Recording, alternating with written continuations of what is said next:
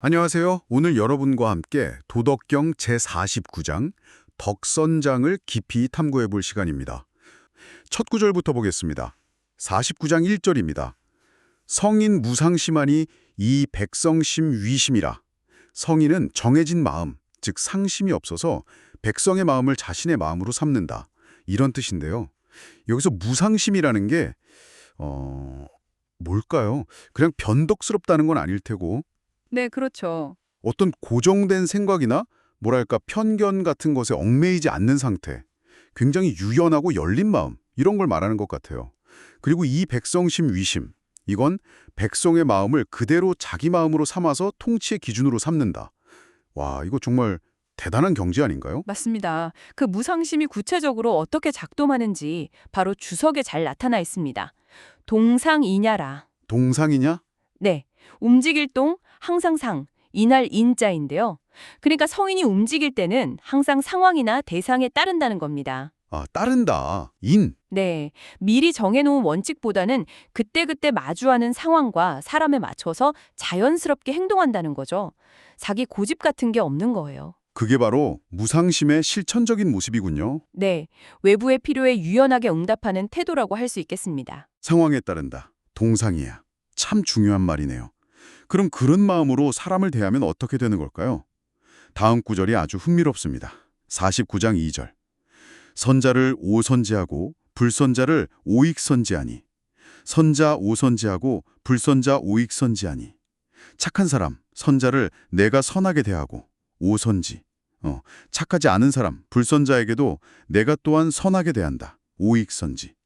여기서 두 번째 선자는 착하게 대하다, 좋게 대하다는 동사로 봐야겠죠. 네, 맞습니다. 보통은 선악을 나눠서 상 주고 벌 주는 게 당연한데 노자는 선악을 안 가리고 모두 똑같이 선하게 대한다니. 이거 정말 파격적인데요. 네, 그렇죠. 우리의 일반적인 생각과는 좀 다르죠. 왜 그래야 하는가? 그 이유가 주석에 나와 있습니다. 주 각인 기용하면 절 선불실야니라. 주 각인 기용 즉 선불실야. 각자 그 쓰임새에 따르면 곧 선함을 잃지 않는다. 주 각인 기용 즉 선불실야. 각인 기용, 그 쓰임새에 따른다. 네. 여기서 용이라는 건 그 사람의 본성, 재능, 가능성, 뭐 이런 걸로 볼 수 있을 것 같아요. 그러니까 사람을 선하다, 악하다 이렇게 딱 잘라 평가하기보다는 각자의 본성과 가능성을 먼저 보고 그에 맞게 대하면 그 사람 안에 원래 있는 선함, 선을 잃어버리지 않게 된다는 거죠. 와, 차별 없이 대하는 게 오히려 그 사람의 좋은 점을 끌어내는 거군요. 그 결과가 바로 다음 구절인 거죠. 49장 3절. 덕선이라. 덕선. 선을 얻는다. 덕. 이꼴 득. 여기서 이 덕자가 얻을 득자와 통한다는 게 중요하죠. 네, 아주 중요합니다. 모든 사람을 차별 없이 또 각자의 본성을 존중하면서 선하게 대하면 그 결과로 백성들 각자의 선함이 드러나고 나아가 사회 전체의 선함이 가득하게 얻어진다. 이런 의미군요. 맞습니다. 그리고 이 덕선의 의미를 아주 간결하게 보여주는 주석이 바로 뒤에 붙어 있죠. 조무기인야. 무기이냐. 없을 무, 버릴 기, 사람인. 즉, 사람을 버리는 일이 없다. 사람을 버리지 않는다. 네.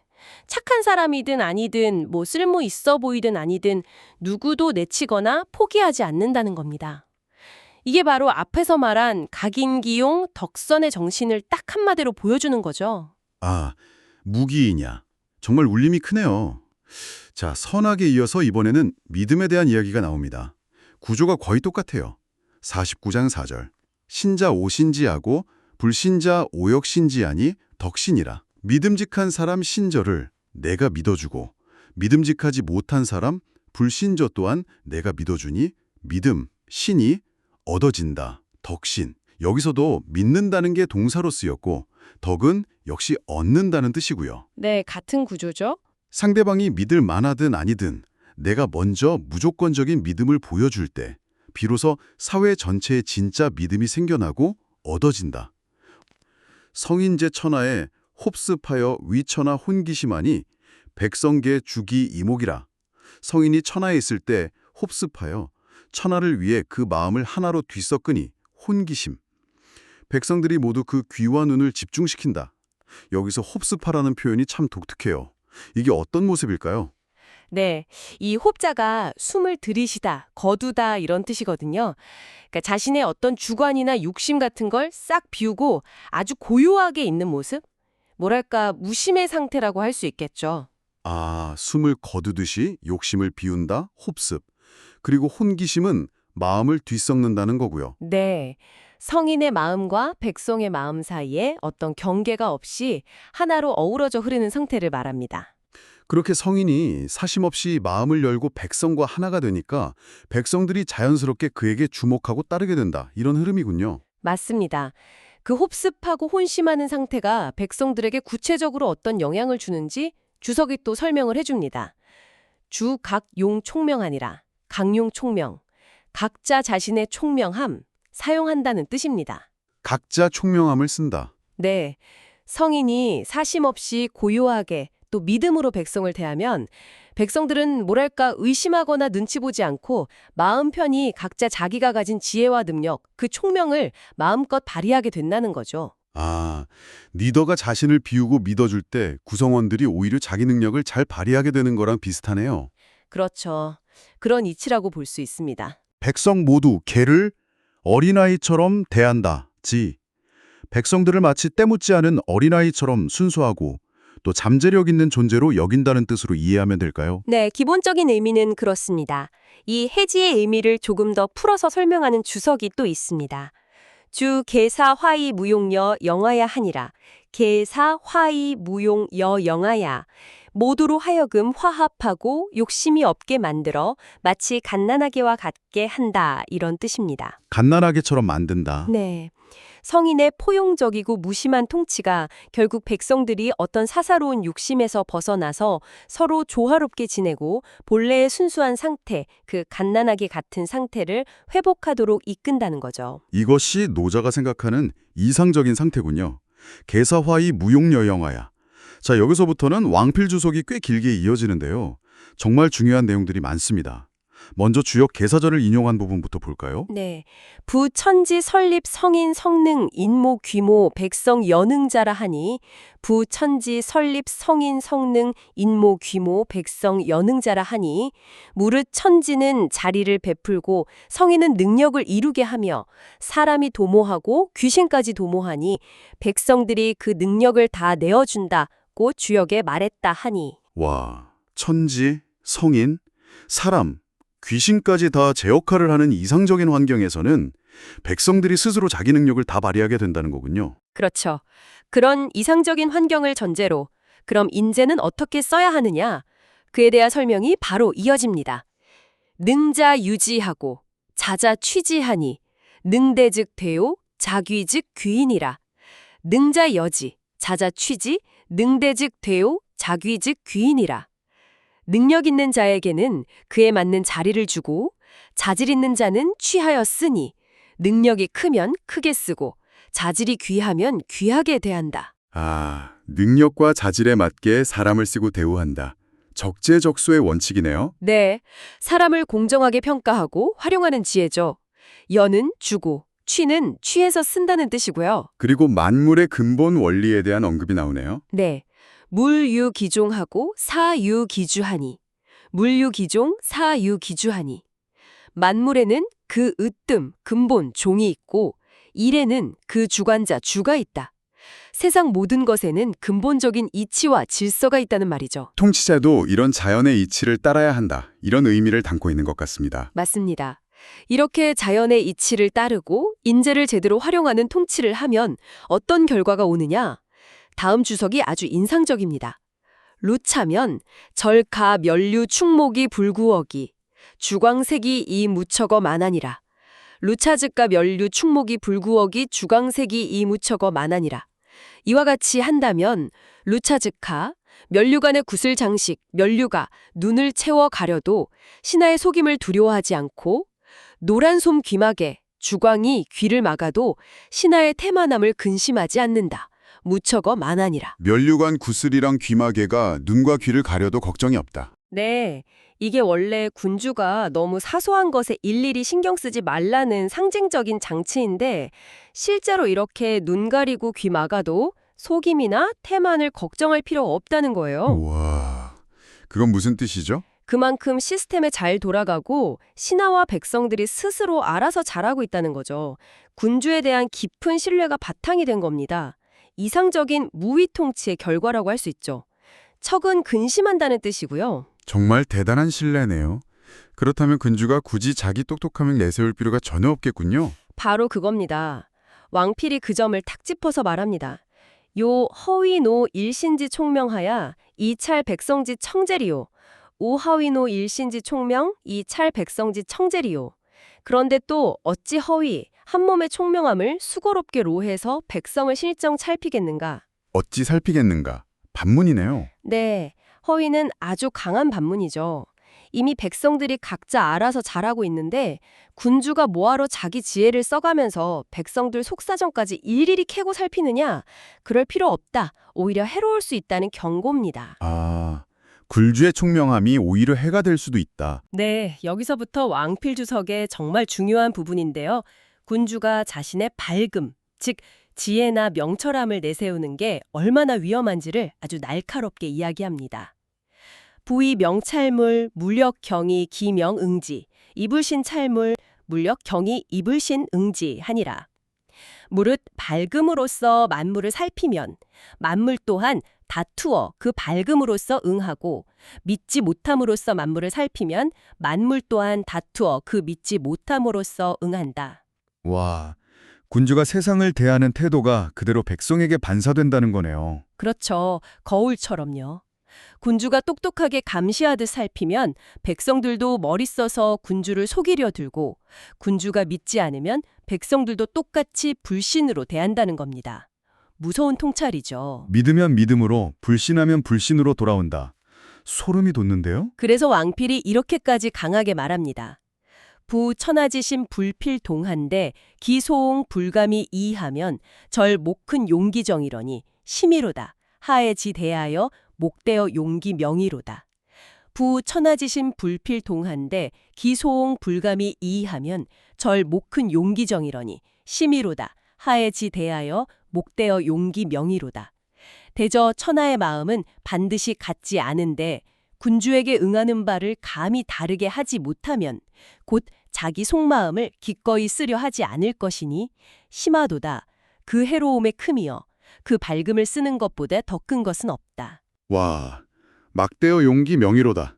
자신의 밝음을 쓰는 것보다 더 큰 해악은 없다. 정말 강력한 경고네요. 네, 백성들 마음은 다 다른데 군주가 자기 똑똑함으로 다 판단하고 통제하려고 하면 백성들은 그냥 군주 비위 맞추느라 자기 진짜 생각, 진심을 숨지게 된다는 거죠. 이게 가장 큰 문제라는 겁니다. 리더가 너무 똑똑한 척하면 오히려 구성원들이 입을 닫는다. 뭐 이런 얘기군요. 그렇죠. 진심과 다양성이 억눌리는 거죠.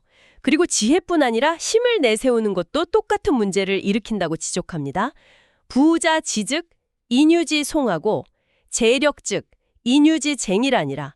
부자 지즉 인유지 송하고 재력 즉 인유지 쟁이라니라. 무릇 지혜에 있으면 자지 사람들이 그와 더불어 송사하려 하고 인유지 송 힘에 있으면 재력 사람들이 그와 더불어 다투려 한다. 인유지 쟁 군주가 지혜를 내세우면 백성들은 따지려 들고 힘을 내세우면 맞서 싸우려 한다. 결국 대립하게 되는 거네요. 네, 결국 백성과 경쟁하는 구도를 만드는 건데 그 결과는 군주에게 아주 불리하다고 말합니다.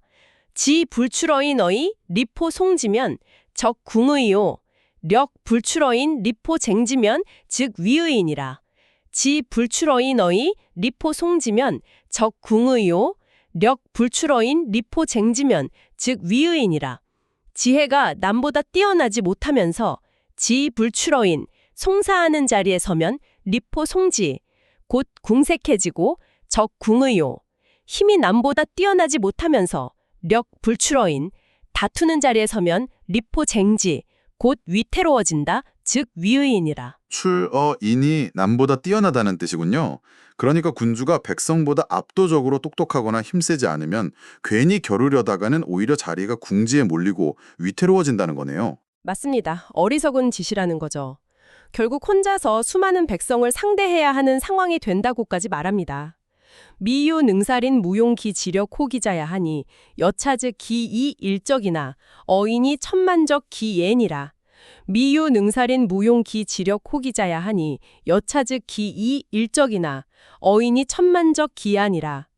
아직 사람들로 하여금 자기에게 그 지혜와 힘을 쓰지 못하게 만든 사람, 능살인 무용기 지력 호기자야 하니는 없었으니 이와 같다면 여차 즉 자기는 한 사람으로 적을 대지만 기이 일적이나 사람들은 천만 명으로 자기를 대적하게 된다. 러니 천만적 기아니라. 와, 백성들이 군주에게 대항하지 못하게 완전히 억누르는 건 불가능하고 만약 대립하면 1대 1000만의 싸움이 된다. 백성과 맞서는 게 얼마나 위험한지 알겠습니다. 그런데 만약 이런 경고들을 다 무시하고 억압적인 통치를 계속하면 어떻게 될까? 그 파국적인 상황을 다음 주석이 정말 생생하게 그리고 있습니다. 로나의 닭이 번망하고 번기 형벌하며 새끼 경로하고 공기 유택하면 로나의 닭이 번망하고 번기 형벌하며 새끼 경로하고 공기 유택하면 만약 법금을 화우 왕을 많이 하고 형발을 번거롭게 하며 번기치 지름길 경로를 막고 새끼 숨어 사는 집 유절까지 공격한다면 공기치. 법과 형벌을 가혹하게 하고 숨을 곳조차 없게 만든다. 생각만 해도 숨 막히는데요. 그렇죠. 양내는 만약 시한다면이라는 가정인데 정말 끔찍한 폭압 정치를 묘사하는 겁니다. 그 결과는 당연히 안 좋겠죠. 네. 적 왕물 실칠 지한하고 백성 상기 소족하며 뇨란 어상하고 유란 언이하니라. 즉 만물 실기 지한하고 백성 상기 소족하며 조난 어상하고 언한어하니라. 즉 만물은 그 자연스러움을 잃고 백성은 그 손발을 잃으며 새는 위에서 어지럽고 물고기는 아래에서 어지러워진다. 백성이 손발을 잃는다. 백성 상기 소족. 정말 강렬한 표현이네요. 네. 만물은 본성을 잃고 백성들은 손발 잘린 듯 아무것도 못하는 무기력한 상태가 되고 하늘의 새, 물속 물고기까지 혼란에 빠져서 온 세상이 무질서와 불안에 휩싸이는 그런 처참한 모습입니다. 자유와 생기를 다 잃어버린 거죠. 정말 무서운 경고입니다. 자, 이제 이 길었던 주석의 마지막 부분입니다. 앞에서 설명했던 성인의 태도, 흡흡과 혼심의 의미를 다시 한번 정리하면서 끝맺습니다. 주2 성인지어 천하에 흡흡하는 것은 심무소주예요. 위천하 혼심녀는 의무소 정막이라. 시 성인지어 천하 흡흡하는 것은 심무소주예요. 위천하 혼심녀는 의무소 정막이라. 이 때문에 성인이 천하에 대하여 흡흡하는 것은 마음에 주장하는 바가 없기 때문이요. 천하를 위하여 마음을 뒤섞는 것은 뜻에 치우치거나 막히는 바가 없기 때문이다. 마음에는 주장하는 바가 없고 뜻에는 치우침이나 막힘이 없다. 네, 성인이 고요히 물러나 있는 듯 보이고 흡흡, 백성과 마음을 섞는 것, 혼심, 은 마음에 사사로운 고집이나 주장, 소주가 없고 그 뜻의 편견이나 아집, 즉 정막이 없기 때문이라는 겁니다. 정막이요. 네, 적은 오로지 이것만 옳다고 여기는 거고 막은 오로지 저것만 그르다고 여기는 거예요. 그러니까 정막은 자기만의 편협한 좋고 싫음, 주관적인 판단을 말합니다. 아하. 결국 성인의 무의라는 게 그냥 내버려두는 게 아니라 이런 사심과 편견에서 완전히 벗어난 공평무사한 마음 상태에서 나오는 거다. 이걸 다시 한번 강조하는 거죠. 네, 사심 없이, 편견 없이 세상을 대하는 성인의 마음. 이런 성인의 태도가 결국 백성들에게 긍정적인 반응을 일으키겠군요. 다음 구절이 그걸 보여주는 것 같습니다. 무소찰언하면 백성 하필요. 무소규언하면 백성 하응이료. 살피는 바가 없으면 백성들이 어찌 피하려 하겠으며 구하는 바가 없으면 백성들이 어찌 불신으로 응하겠는가. 네, 앞에서 왕필이 경고했던 것과 정확히 반대 상황이죠. 군주가 의심하고 캐묻지 않으니까 백성들도 숨거나 피할 이유가 없고 군주가 불신하며 닥달하지 않으니까 백성들도 불신으로 대할 필요가 없는 거군요. 그렇죠. 군주의 믿음과 내려놓음이 백성들의 진심과 신뢰를 이끌어내는 선순환이 시작되는 겁니다. 그 선순환의 결과는 정말 이상적이네요. 네, 무비무응이면 적, 모부용기 칭인이라. 백성들이 피함도 없고 불신으로 응함도 없으면 곧 그 속마음을 쓰지 않음이 없게 된다. 적, 모부용기 칭이라. 모부니까 모두 속마음을 쓰게 된다는 거네요. 맞습니다. 이중부정이니 강한 긍정이죠. 군주와 백성 사이에 거리낌이나 불신이 전혀 없으니까 모두가 자기 진심, 그 정을 숨김없이 드러내고 소통하게 된다는 겁니다. 서로 완전히 솔직하고 투명한 관계가 되는 거죠. 와, 모두가 진심을 드러내는 사회라. 그런 사회에서는 사람들이 각자 자기 본성대로 살아가겠네요. 네, 바로 그 이야기입니다. 인무위 사기소능하여 어위기소불능하고 사기소장하여 어위기소단하나.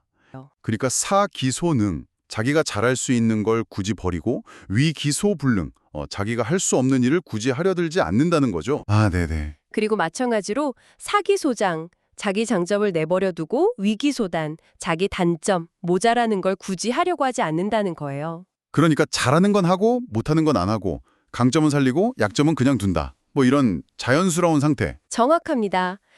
여차 즉 언자언기소지 행자행기소능.